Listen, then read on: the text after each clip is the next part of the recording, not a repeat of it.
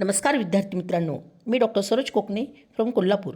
विद्यार्थी मित्रांनो, रीनीट 2026ची OMR release झालेली आहे। ती अगदी तुम्ही चेक करू शकता आणि पूर्ण प्रोसेस कशी आहे ते सुद्धा अगदी तुम्हाला ह्या व्हिडिओच्या मार्फत मी पूर्ण सांगणार आहे। तर व्हिडिओ हा शेवटपर्यंत पहा, म्हणजे तुम्हाला लक्षात येईल। तर आत्ताच ही आपल्याला न्यूज आलेली आहे।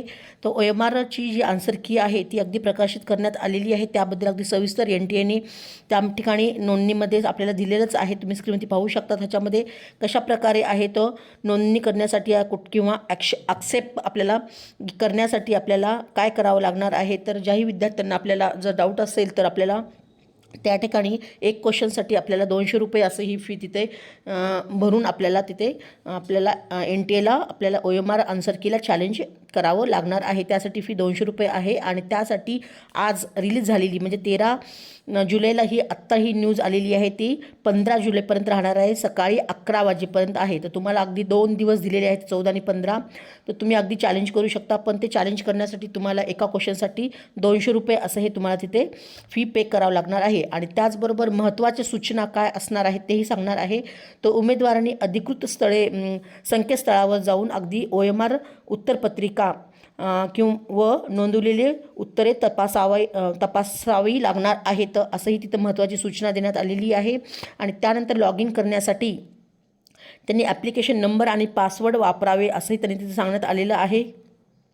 आणि सुरक्षितेच्या दृष्टीने 2 फॅक्टर्स प्रणाली लागू करण्यात आलेली आहे। तर लॉग इनपूर्वी उमेदवारांच्या जी नोंदणीकृत मोबाईल क्रमांक आहे आणि ईमेलवर आलेला OTP आहे ते OTP आवश्यक असणार आहे। तर त्या ठिकाणी अगदी तुम्हाला तिथे ईमेलवरती तुम्हाला पाहता येणार आहे। आणि उत्तरपत्रिकेवरील माहितीमध्ये काही विसंगती असल्यास उमेदवार ऑनलाईन पद्धतीने आक्षेप पण नोंदवू शकणार आहे, असंही त्या ठिकाणी सांगण्यात आलेलं आहे। त्याचबरोबर अगदी पुढे त्यांनी असं सांगण्यात आलेलं आहे की उत्तरपत्रिकेवरील जी माहितीमध्ये आपल्याला काही प्रॉब्लेम असेल तर त्या ठिकाणी ऑनलाईन पद्धतीने आपण तिथे नोंदणी करू शकणार आहेत। आणि आन्सर कीवरील आपल्याला काही आक्षेप प्रक्रिया आधीच पूर्ण झाली असून त्यावर जर आपल्याला कोणताही पुढील आक्षेप स्वीकारला जाणार नाही असंही त्या नोटीसमध्ये सांगण्यात आलेलं आहे।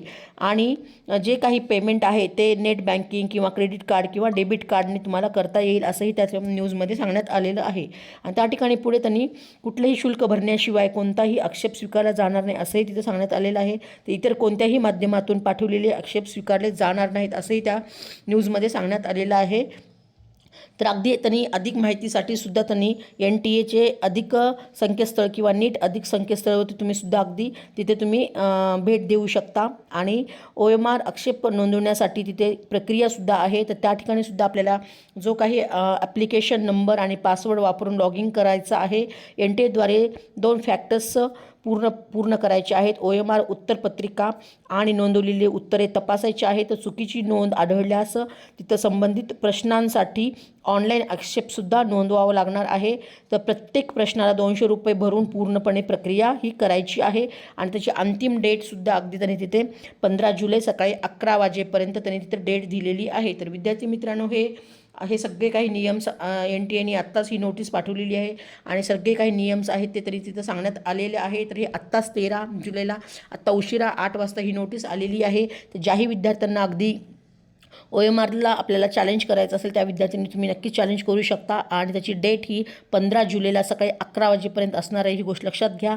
तर विद्यार्थी मित्रांनो, खूप साऱ्या विद्यार्थ्यांना डाऊट होता की मॅडम OMR आन्सर की कधी येईल, तर त्याची अगदी रिलीज ही झालेली आहे। म्हणजेच आपल्याला 15 तारखेपर्यंत लास्ट डेट आहे आणि आपल्याला रिझल्ट हा लवकरच येण्याची दाट शक्यता आहे। म्हणजे 20 तारखेच्या आतमध्ये आपला हा रिझल्ट येऊ शकणार आहे। तर विद्यार्थी मित्रांनो, अगदी तुम्हाला रिझल्ट आल्यानंतर तुम्हाला ऑल इंडिया रँकसुद्धा कळेल आणि त्याचबरोबर तुम्हाला कोणत्या कॉलेजमध्ये ॲडमिशन मिळू शकतं हे तुम्हाला अगदी क्लिअर पिक्चर होईलच। आणि ज्या विद्यार्थ्यांना छान मार्क आहे, रँक चांगला आला आहे, त्यांना नक्कीच गव्हर्नमेंट कॉलेज मिळणार आहे। आणि ज्या विद्यार्थ्यांना थोडा कमी मार्क येत असेल त्या विद्यार्थ्यांना सुद्धा अगदी सेमी गव्हर्नमेंटचं सुद्धा कॉलेज मिळणार आहे, ही गोष्ट लक्षात घ्या। तर ज्याही विद्यार्थ्यांना अगदी काउन्सिलिंग माझ्यामार्फत करायची असेल त्या विद्यार्थ्यांनी नक्कीच मला कॉल मेसेज करून डिटेल्स विचारू शकता आणि आमच्या पेड काउन्सिलिंगमध्ये येऊ शकता। तर मी माझा नंबर डिस्क्रिप्शन बॉक्समध्ये दिलेला आहे, व्हॉट्सअप लिंक पण दिलेली आहे, त्याही लिंकला तुम्ही क्लिक करून जॉईन होऊ शकता आणि वरचीवर नवीन डेली अपडेट्स पाहू शकता। तर ओके फ्युचर डॉक्टर्स, जय हिंद, जय महाराष्ट्र, थँक्यू।